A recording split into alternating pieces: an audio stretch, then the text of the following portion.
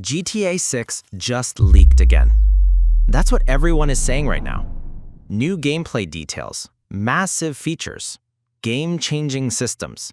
Yeah, no, because if you actually look at what's being shared, most of it is either recycled, misinterpreted, or completely disconnected from how games are actually made. And this is the dangerous part. People aren't just hyping GTA 6 anymore. They're building expectations that no real game can hit. So in this video, we're doing something most creators don't do. We're not reacting, we're breaking it down properly. What actually leaked, what's being exaggerated, and what Rockstar is realistically building based on real-world development logic. Welcome to Game Pulse, where we don't chase hype, we break it.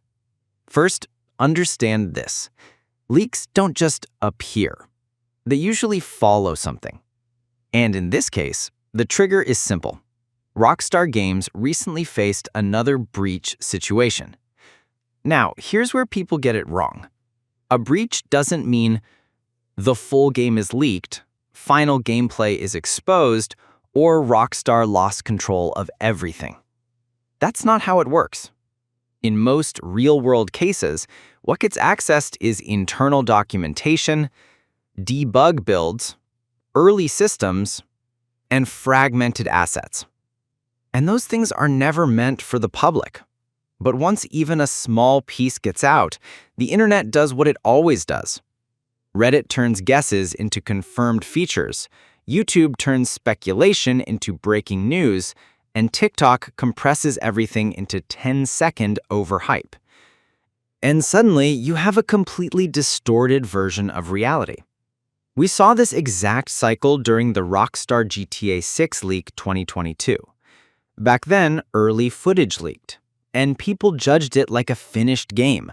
They criticized textures, animations, lighting, without understanding that what they were looking at wasn't even close to final. Game development doesn't move in a straight line. Early builds look rough because they're not optimized, not polished, and not complete. And right now, we're seeing the same misunderstanding again, just with less visuals and more assumptions. Forget viral claims for a second. Let's focus on what consistently shows up across different leaks and reports. The setting is one of the most stable pieces of information: modern Vice City. But more importantly, a larger Florida-inspired region often called Leonida. Now here's the important part people miss. Rockstar doesn't design maps. They design systems of environments. Look at Grand Theft Auto 5. It wasn't just Los Santos. It included dense urban areas, suburban zones, rural highways, desert ecosystems. Each area had different traffic behavior, different NPC density, different mission design opportunities. Same thing with Red Dead Redemption 2. That world functioned like a living network. Town economies, wildlife systems, weather influencing gameplay. So when leaks say GTA 6 expands beyond Vice City, that's not surprising. That's the logical next step. Dual protagonists. Design efficiency, not just story. Lucia and Jason. This isn't just about representation or storytelling. This is about design flexibility. GTA 5 proved something very important. Multiple characters allow for parallel narratives, faster pacing between missions, and variety in gameplay mechanics. But GTA 5 also had a limitation. 3 characters split the focus. So what happens if you reduce it to 2? You get stronger emotional depth, more time per character, and tighter story structure. And from a production standpoint, it's more efficient.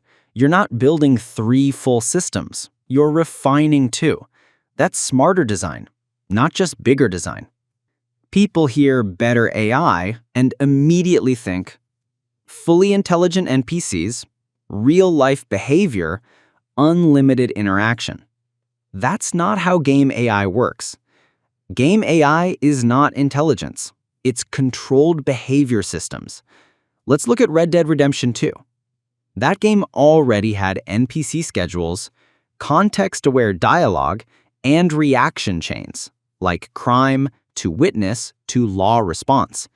These systems are built using behavior trees, state machines, and event triggers. So when GTA 6 improves AI, it likely means faster reaction times, more variation in responses, and better coordination between systems, like police, civilians, and the environment. Not consciousness, not real intelligence, just more refined simulation. Now let's talk about the claims that sound exciting, but fall apart under real-world logic. Every interior requires 3D modeling, texturing, lighting setup, interaction logic, optimization passes, and most importantly, testing. Now multiply that by hundreds. The problem isn't just building it, it's maintaining performance and quality across all of it. Rockstar is known for density, not empty scale. They'd rather give you 50 highly detailed interiors than 500 generic ones, because quality is what sells immersion. Destruction systems are extremely expensive. They require physics simulation, real-time structural calculation, and dynamic asset replacement. Even games designed around destruction limit it heavily, because the moment you scale destruction across an entire city, you lose control over performance, stability, and consistency of the world.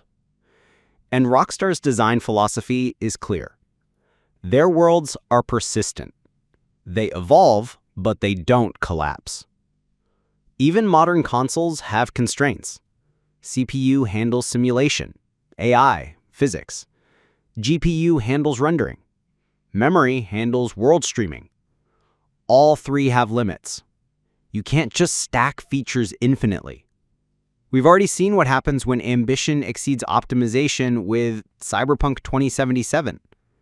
The issue wasn't vision, it was execution at scale.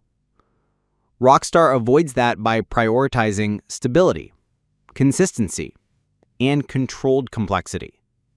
This part is pure business, and it explains a lot. A huge percentage of GTA Online revenue comes from consoles. That means consoles are the primary market. From a development perspective, this makes sense.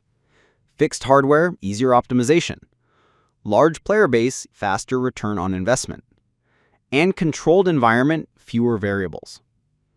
PC adds complexity, different hardware configurations, driver variations, modding ecosystem. So Rockstar's strategy is simple. Launch on consoles first, optimize for PC later. This isn't a delay problem, it's a strategy. Grand Theft Auto 6 isn't just another release, it's an industry event. When GTA launches, player engagement shifts massively. Competing games lose visibility, marketing cycles get disrupted. Publishers know this. That's why many avoid releasing near a GTA launch window. Because competing with GTA isn't smart. Avoiding it is. So here's the truth. The biggest problem with GTA 6 leaks isn't the leaks themselves. It's how people interpret them. Right now, the internet is doing what it always does. Taking small pieces of information and turning them into unrealistic expectations. But Rockstar, they're not chasing hype. They're doing what they've always done. Building systems that scale, refining what already works, and focusing on execution over exaggeration. And when GTA 6 finally releases, it won't be the craziest game ever imagined. It'll be something better. A game that actually works. If you want real breakdowns like this, subscribe to GamePulse.